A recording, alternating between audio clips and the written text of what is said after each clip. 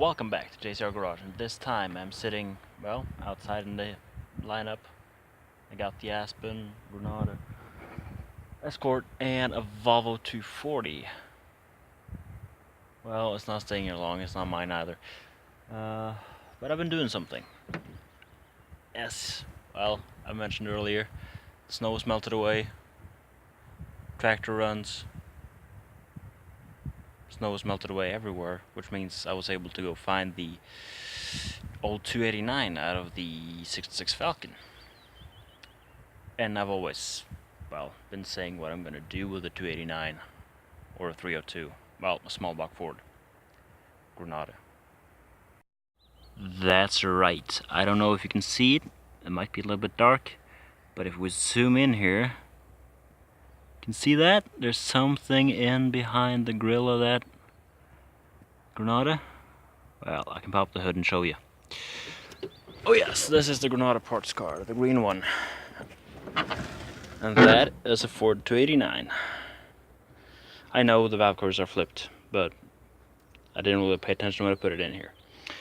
Oil pan, it is the old front sump oil pan. I just flipped it around.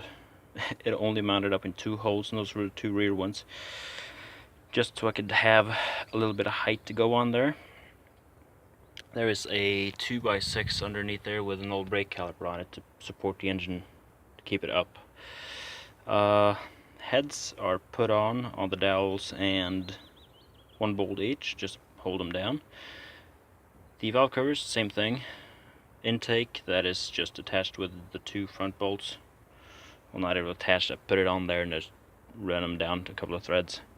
But this seems to fit pretty good. I have a pair of Cyclone headers that I was trying to pry in here, but the engine is going to have to move forwards to do that, at least on this side. On this side I can't even push it in from the top. It might have to come in from underneath, but we'll see if I have to do that and if I can actually get it to fit without hitting the firewall. And no, I can't just beat the firewall. This is Norway, we're not allowed to modify the firewall.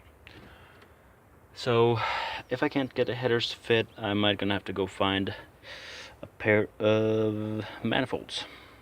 Although I really do want headers. So I don't really know, maybe the engine can move further forwards.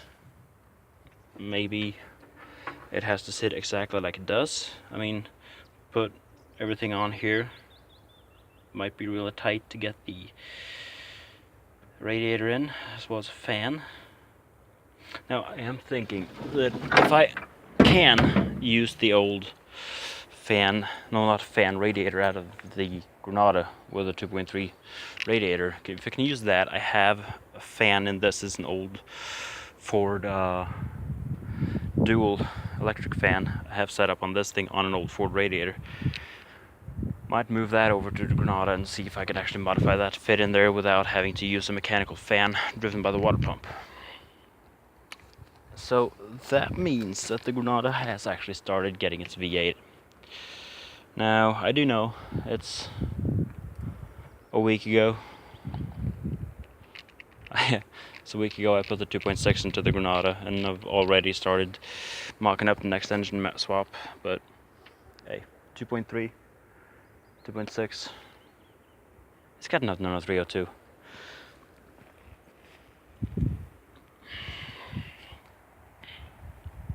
I'll leave you with that info here from JCR Garage. That Granada has the 289 put into it right now. It's not mounted up to anything, it's just put in there, resting on, damn this hair. It's resting on a piece of wood and an old brake caliper, but it is in there. I need to make a pair of engine mounts, as well as measure up if I can actually fit an old transmission in there. 3-speed manual, maybe 4-speed, if I can get a hold of one. But I have 3 speeds.